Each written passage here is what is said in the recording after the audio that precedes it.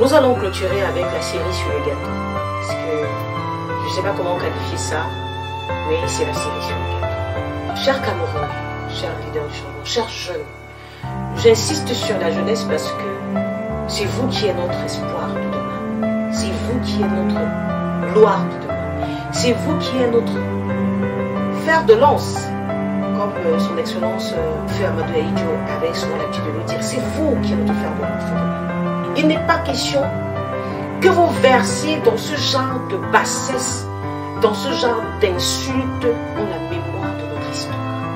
Que vous tolériez ça même 2 secondes, il n'est pas possible. Seriously, I was shocked. I was in a place where there was no network, so I didn't really got the news as hot as people got it. So when I came up, I felt like people were talking and complaining. I was like, what's happening? They told me that you're not aware that a man called Elimbi Lobe stood up and insulted our patrimoine, insulted our history, our legacy.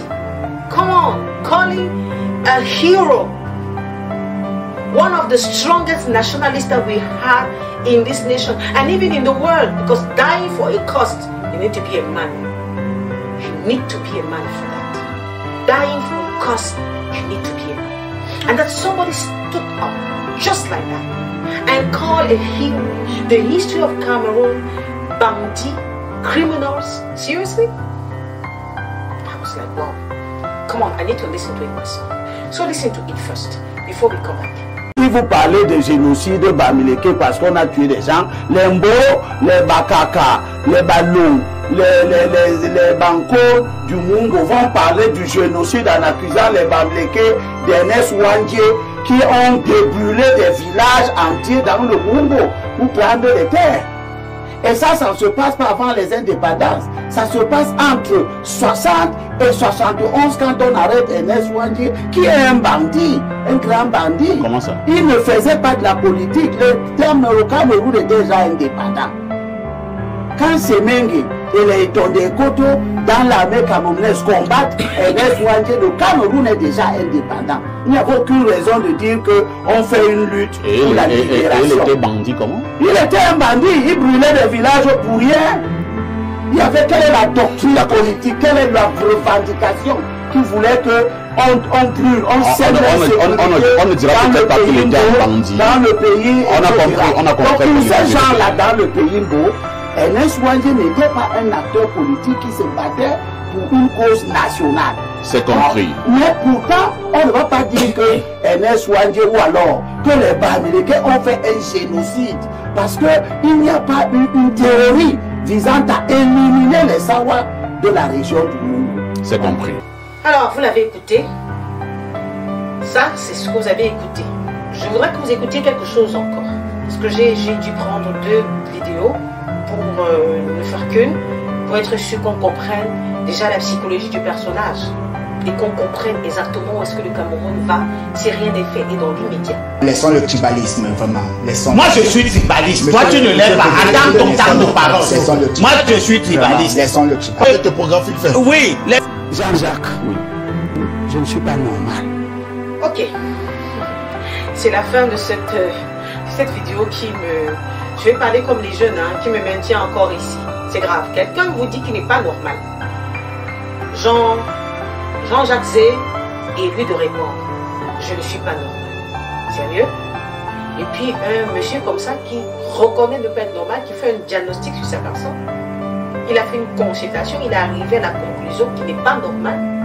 Et un personnage comme ça est encore invité sur nos plateformes de télévision. Un personnage comme ça n'est pas enregistré au centre Jamon, où des personnes anormales s'y trouvent, ou en centre de rééducation mentale.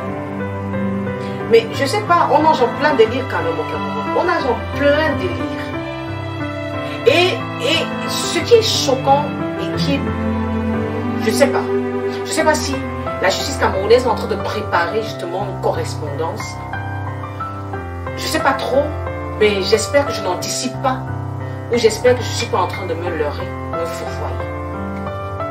Il me souvient qu'il y a eu pendant une longue période, si je ne m'abuse, dans les années 2011-2012. Voilà, à partir de 2011-2012 jusqu'à date, une série d'arrestations dans des foyers. Des gens qui étaient assis chez eux, en tant qu'à la porte, on lui dit vous êtes arrêtés parce que vous avez envoyé des paroles outrageantes contre le chef de l'État, vous avez insulté le chef de l'État, des personnes poursuivies par le procureur général lui-même. Ok? Parce qu'on estime qu'une population doit être éduquée. Je suis tout à fait d'accord, monsieur le procureur. Je suis tout à fait d'accord que vraiment le libertinage, c'est pas bon pour un pays qui se veut en processus d'émergence et de développement. On est d'accord. Mais je veux comprendre. Quand toutes les lois sont écrites, les textes sont connus, lois approuvées par le chef de l'État contre des discours haineux, contre des propagations de discours de tribalisme et tout, et j'en passe. Qu'un personnage comme ce monsieur n'ait pas encore été interpellé. Qu'il n'ait pas encore été interpellé. On veut comprendre. Ça c'est la série sur le gâteau. Hein. Parce que une autre vidéo que je vais demander à la régie de nous faire passer. Allez-y. Hein. Les gens sont très en colère chez moi que j'ai dit que Ernest Ouandjé, bon, Ernest Ouandjé a été exécuté le 15 janvier. Donc le 15 janvier, je sais que beaucoup de gens vont le célébrer et tout ça. Par provocation, j'ai dit, quand vous insultez notre champion, à nous, le président Paul Biya, nous on ne vous dit rien. Voici aussi votre champion que vous êtes en train de soutenir. Voici ce que nous pensions de lui. Ernest Ouandjé, en 1970, j'étais un petit garçon.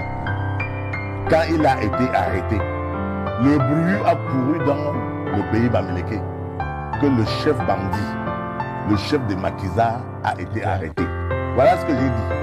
Et je leur ai dit que voici ce qu'on avait dit. J'ai entendu. Et c'était pas moi. C'est à moi. Voici ce que j'ai dit. C'est ce qu'on... Maintenant, vous dites que c'est un héros.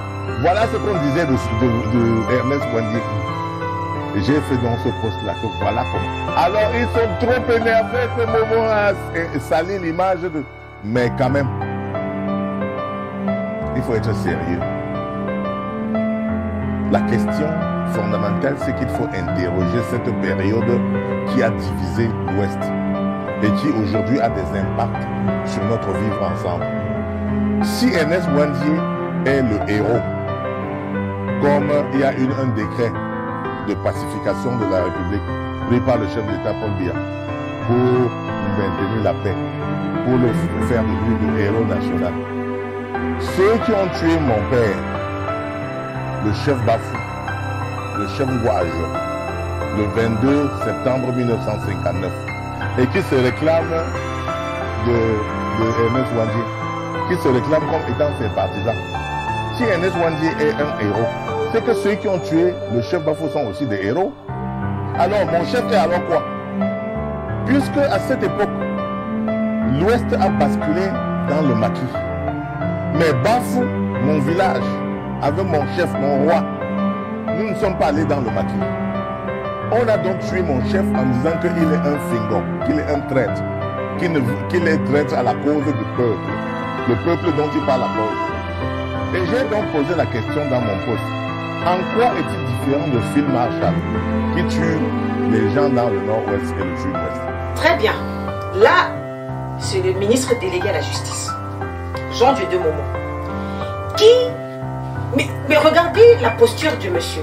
C'est-à-dire que comme un enfant à la maternelle qui veut faire danser et jouer ses maîtresses, et il entend un peu enfantin, ainsi de suite, pour faire rire un peu la galerie, on parle de l'histoire d'un pays, on parle du patrimoine d'une nation, et on est en train de rire. Et c'est grave. Qui estime qu'on traite un héros national de bandit et que les gens se fâchent alors qu'on insulte son champion? Monsieur le ministre, je crois que le rapport n'a pas été bien fait là. C'est-à-dire qu'il n'y a pas un lien entre ce que M. Limbi Lobe a dit et le champion avec lequel vous vous identifiez, qui est le chef de l'État de la nation camerounaise. Et je tiens à vous rappeler que le chef de l'État, son excellence Paul Biya, n'est pas le champion du RDPC. Il est le champion de tous les Camerounais. Monsieur Paul Biya est le champion du RDPC.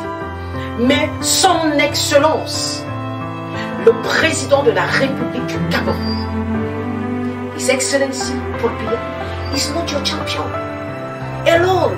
So don't use him as a breastplate, as a shield to say things that are not normal.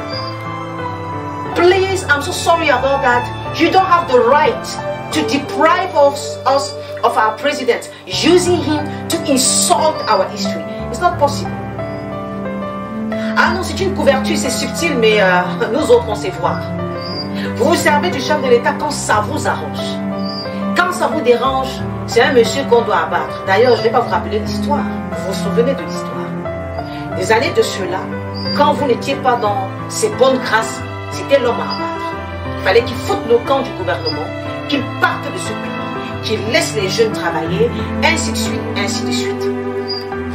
Maintenant qu'il vous a mis dans ces bonnes grâces, c'est votre champion. Il faut faire attention. Nous reconnaissons que le champion de tous les Camerounais quand il s'agit du chef de l'État.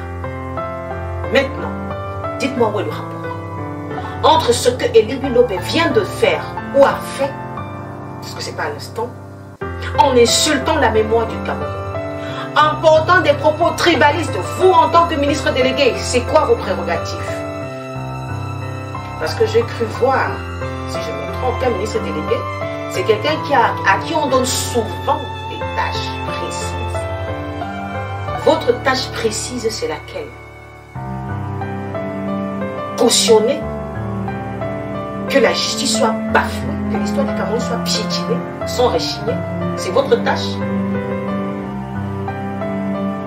Bien. Je vais revenir à toute la bagatelle des personnes ressources qui doivent prendre acte dans cette sortie, mais qui jusqu'à aujourd'hui n'ont pas fait de sortie. Pourtant, il y a de cela quelques temps, quand ça bouillonnait dans le Cameroun et à l'étranger, que le chef de l'État ne rentre pas prendre ses fonctions, plusieurs ont fait des sorties musclées, robustes, pour faire entendre leur voix et défendre leur champion. J'insiste, son excellence Paul Biya, ce n'est pas votre champion seul, c'est le mien aussi, c'est le champion de tous les Camerounais. Donc, ne nous faites pas croire que le fait qu'on s'intéresse aux affaires de la nation, on est ennemis. Ça aussi, c'est une manipulation pour trouver des prétextes et mettre les gens hors d'état de nuire. Bien. Je vais commencer par le ministre le plus proche de M. Eli Bilobé, le ministre de l'Enseignement supérieur, qui a mobilisé la jeunesse sur la route de Simalène pour recevoir le chef de l'État. Je vous rappelle, chers messieurs et collaborateurs du chef de l'État, son excellence Paul Biya, que lui-même a dit que nous tous, y compris moi, nous passerons, mais le Cameroun ne passera pas. Donc voilà un homme qui respecte les valeurs et qui demande que pareil soit fait, respecter les valeurs de son pays. Mais vous autres, ses collaborateurs, vous pensez que vous pouvez piétiner les valeurs du pays et on ne peut rien dire parce que si on dit, c'est problème. Donc, M. Famondongo va mobiliser la jeunesse pour montrer au chef de l'État combien il l'aime, il le respecte et combien il attendait ardemment son retour. Comme une épouse qui a perdu son mari, qui allait en guerre et qui rêve le jour où il revient. M. Paul Biya a vu. Il a été très content. Mais vous avez oublié quelque chose, monsieur le ministre. C'est que M. Paul Biya, le chef de l'État actuel, son excellence, a demandé, à moins de me tromper, que la restitution de l'histoire qui lie le Cameroun au massacre fait par la France soit mis à jour et dans des livrets consignés pour le bonheur des Camerounais. Oui, son excellence Paul Biya l'a demandé. Et un individu s'est levé, a insulté le chef de l'État, parce que le fait de se dresser contre l'histoire, c'est se dresser contre le chef de l'État Paul Biya. Vous n'avez rien dit. Je n'ai pas entendu une sortie de votre part, puisque je pense, si je ne m'abuse, que M. Eli Bilobé doit être enseignant universitaire. Donc il est sous votre tutelle directe. Qu'avez-vous fait, monsieur le ministre? Vos prérogatives, ce n'est pas de bouger les enfants. faut aller à qui? Le chef de l'État. Et même, les premiers prérogatives, c'est se rassurer que l'enseignement supérieur soit nickel, parfait, bien respecté, organisé. Et l'enseignement, et les enseignants, et ceux qui reçoivent l'enseignement. Mais vous venez d'échouer là. Sauf si vous vous préparez encore à sortir. De toutes les façons, nous, on attend votre sortie, monsieur le ministre. On l'attend. Quand vous avez eu l'impression que les gens ont présumé, je dis bien, c'est une présomption, que le chef de l'État n'est pas dans ses bonnes formes en termes de santé, vous avez fait une sortie. Pourtant, ce n'était pas dans vos prérogatives. Le chef du cabinet, son Excellence Vondayolo, c'était ses prérogatives. Ou encore le ministre de la Communication, qui est la deuxième personne que je vais toucher. Monsieur Emmanuel Sadi, aucune sortie qui frappe du poing sur la table pour interpeller l'individu Elie Lobé et son acolyte, monsieur le ministre délégué à la justice, pour des propos injurieux de notre histoire, méprisants et tribalistes. J'ai l'impression que vous faites des sorties en ce qui concerne le chef de l'État, mais pas des sorties en ce qui concerne la raison pour laquelle il vous a nommé. Il vous a nommé pour servir le pays, pas pour servir sa personne. À moins que je me trompe. Mais quand ça concerne le pays, vous vous taisez. Quand ça concerne le chef de l'État, vous parlez. De qui se moque-t-on? Le chef de l'État incarne les valeurs du pays. Donc si vous sortez pour le chef de l'État, vous devez automatiquement sortir pour les affaires de la nation.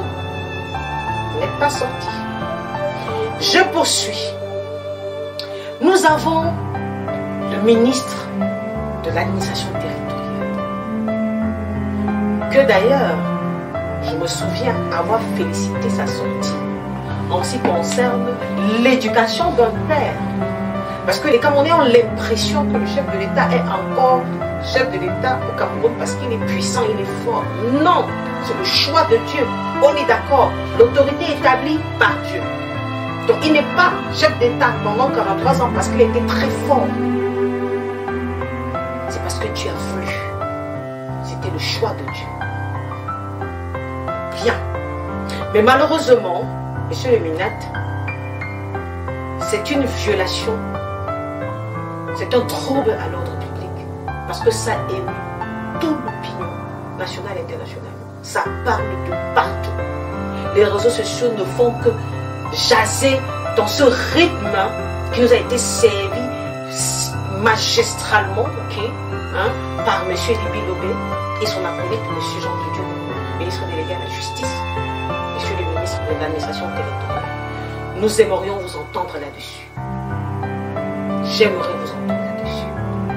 Si le territoire doit être administré à part égale, chacun doit être responsable de ses actes. Vous avez fait une très belle sortie d'ailleurs pour réguler les églises, pour vous rassurer que l'ordre règne, même si nous estimons qu'il y a encore des choses que vous devriez faire pour que les partis se sentent à égale correction. Mais ça là, ça monsieur le ministre, c'est grave. Et monsieur Elie Lobé doit être traité comme un criminel. Parce que ça c'est un crime. Violer la loi camerounaise, c'est un crime. Violer la loi camerounaise, c'est un crime. Je poursuis. Monsieur le ministre, secrétaire général à la présidence, vous êtes un homme assez particulier. Je n'ai pas eu l'honneur de vous rencontrer personnellement ou d'être proche de votre juridiction, mais vous travaillez. Sinon, vous ne serez pas en poste. Je vous interpelle parce que vous aussi, vous avez fait une sortie. Vous avez fait une sortie, vous avez rassemblé les jeunes pour souhaiter les vœux d'anniversaire au chef de l'État. Parler des congrès. Rassemblement qui s'est soldé par beaucoup de remous, mais ce n'est pas ça qui m'emmène là ce soir. Vous avez fait un grand geste pour montrer au chef de l'État que vraiment vous êtes... vous lui vouez un respect, et c'est normal. Monsieur le SG, nous attendons. Nous attendons votre sortie dans cette terrible M. Nimbilové et de M. Jean de Momo, qui subtilement a cautionné qu'on méprise l'histoire de ce pays, qu'on méprise l'ordre que le chef de l'État a donné de restituer l'histoire, qu'on tord de la vérité à des fins personnelles. Je vais peut-être pas finir, je vais aborder la personne du DCC, son excellence, qui a été représenté le chef de l'État aux Champs-Élysées pendant la partie qui concernait la France, la restitution de ce côté-là de l'histoire entre la France et le Cameroun, une histoire on ne peut plus traumatisante, une histoire qui nous a laissé une empreinte, j'ai envie de dire une cicatrice dans la chair, et qu'aujourd'hui, monsieur le directeur du cabinet civil, un individu poussé par je ne sais quel esprit, quelle inspiration, décide de nous insulter, nous Camerounais, parce que c'est nous qui l'insultons. Ce sont les travaux que nous menons qui l'insultent. C'est l'honneur des personnes qui sont battues, qui sont mortes pour notre honneur, qui l'insultent. Permettez-moi la reconnaissance. Son Excellence, nous attendons votre sortie. Vous êtes témoin de cette restitution parce que vous l'avez vécu. Vous êtes acteur. Vous ne pouvez pas laisser un individu comme ça se payer notre tête, nous insulter et dormir tranquille chez lui parce qu'il est le protégé d'eux. C'est pas possible. Je vais poursuivre par le procureur de la République. Monsieur le procureur, c'est votre devoir de défendre le plus faible. À l'heure actuelle où nous parlons, le Cameroun est faible devant un homme. Le Cameroun est faible devant quelques individus. Et je suis convaincu que le service de renseignement du Cameroun est l'un des services les plus aptes et les plus professionnels du monde. Et vous savez ce qui s'est dit sur la tour. Vous savez, les promesses de mort que certains promettent à leurs frères. Boulou qui promettent la mort au Bamileke, Bamileke qui promettent la mort au Boulou, et Bassa, et ainsi de suite. Ça va dans tous les sens. Les gens sont effrayés au point de promettre la mort aux enfants nés de ces amours. Ça veut dire que mes enfants sont menacés parce que mes enfants sont sans mêlée. Oui. Au point de promettre la mort aux progénitures nées de ces mariages entre tribus. Ne sommes-nous pas Camerounais, monsieur le procureur? Ça ne suffit pas. Quand on veut faire un concours, est-ce qu'on nous demande le certificat de tribu? Non. We are asked certificate of nationality. The only proof they demand from you, are you a Cameroonian? That's all. You want to be a president, you want to be a senator, you want to be a deputy, a governor, a minister, a DO, you want to occupy any particular post in this nation, they will demand you your national certificate. Why, Mr. Prosecutor, are we suffering because we are coming from this and this tribe? And the law is saying that whoever dares is supposed to finish himself in jail, paying a caution, sometimes 1 million, 20 million, according to the gravity of the action he portrayed. Mr. Prosecutor, nothing is done. Like seriously, people are just saying whatever they feel, they say it freely, they say it on social media, they say it live in our media, nothing is done. What are we supposed to do, Mr. Prosecutor? What are we supposed to do? Are we supposed to fold our hands and cry to ourselves, like expecting God to come down on earth to deliver us? For the Bible says that the magistrate that you are, the prosecutor that you are placed where you are for the service of the people. La Bible dit que le magistrat est serviteur de Dieu.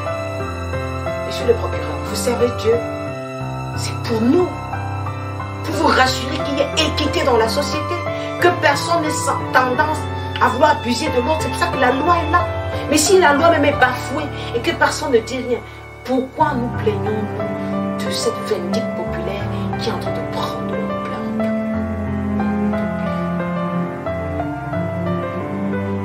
J'espère ne pas heurter vos sensibilités, cher monsieur.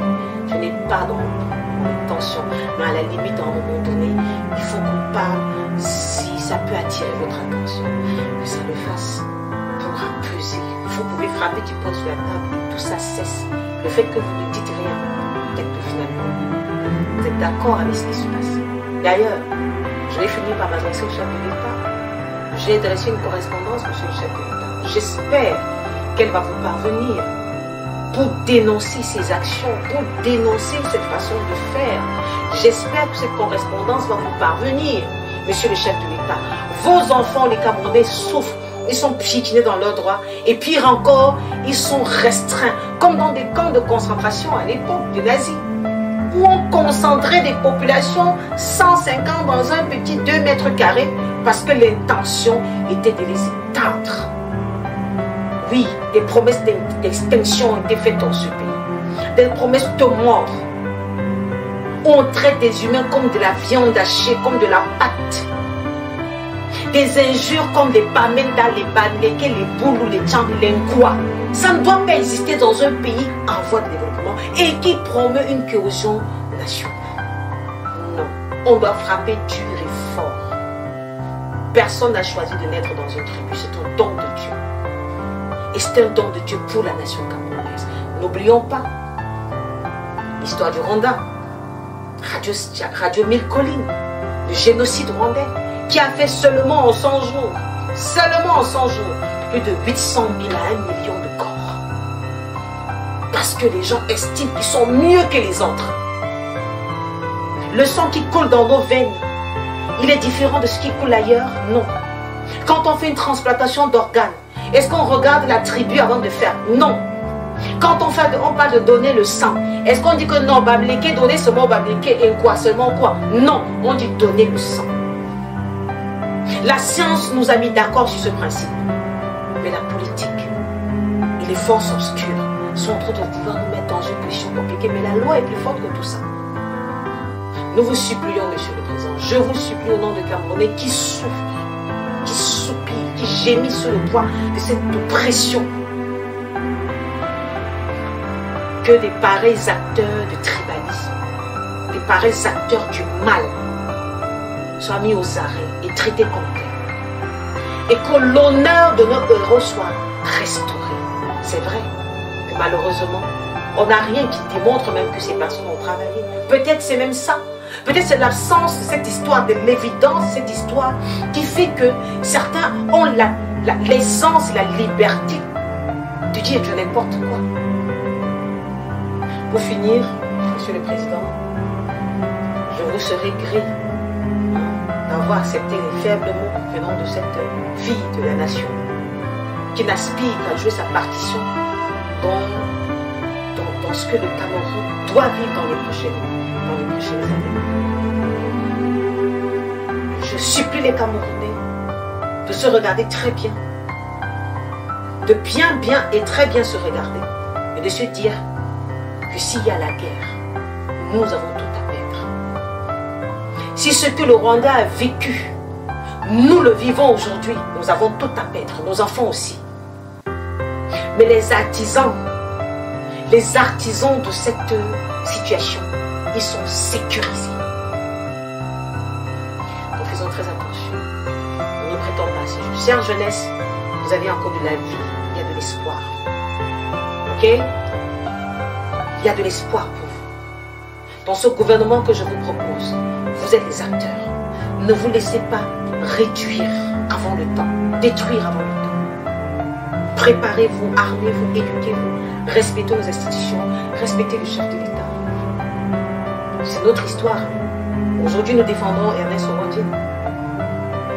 Aujourd'hui, nous défendons son excellence, la regrettée mémoire Marguerite. Aujourd'hui, nous défendons le chef de l'État. Ah oui, je fais partie de ceux-là qui estiment qu'on peut ne pas être d'accord avec le système en place et sans être Dieu. C'est notre histoire, c'est notre héros, c'est notre champion. Il partira demain, il rentrera dans notre histoire. On parlera de lui. J'espère que vous le savez. Parce que qu'il vous plaise ou qu'il ne vous plaise pas, c'est notre histoire. C'est la même chose que je dirais. Que Ernest Ouandjé vous plaît et qu'il ne vous plaise pas. Qu'il vous plaise, qu'il ne vous plaise pas. C'est notre héros, c'est notre histoire. C'était un assassin, c'est notre assassin. C'était un héros, c'est notre héros. Mais la beauté de l'histoire, c'était un héros. Pas un criminel, pas un bandit. C'est pas parce qu'il est bamiliqué. On a Ruben Oumoume. J'ai fait une descente sur le monument qu'on a érigé pour lui. J'ai fait des vidéos que nous allons coller à cet extrait. Vous allez voir comment la tombe d'un héros a été un monument qui est mis dans la poubelle. C'est devenu un urinoir, un pissoir, un dépôt de déchets humains. On a les Douala Mangabel qui étaient massacrés parce qu'ils se battaient pour ce pays.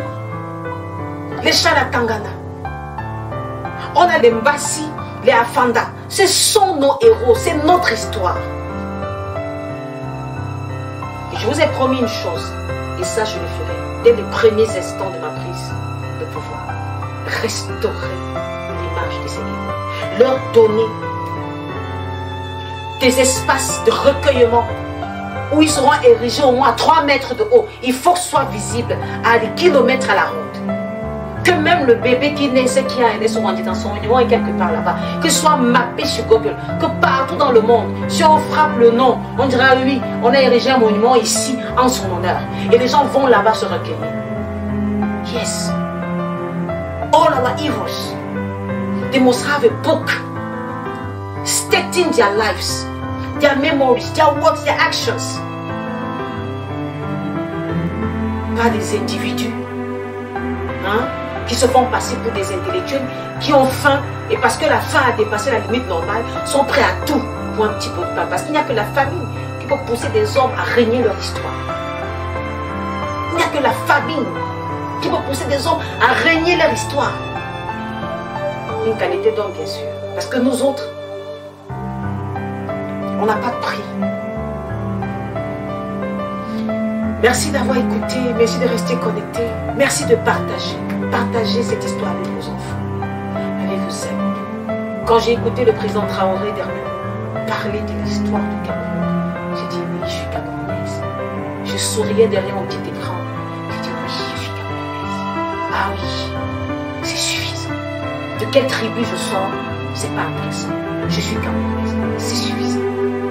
Merci et à la prochaine pour une autre séance de travail, une autre rencontre sur se battre dans les règles de l'art. N'oubliez pas l'enjeu 2025. Ayez votre carte d'électeur, parce que c'est ça le vrai combat. Ce n'est pas en disant que il doit partir, il partira. Non, non, non. Si tu vas voter, ton vote va être la voix de trop pour donner la victoire à ton héros, à ton candidat. J'espère que je suis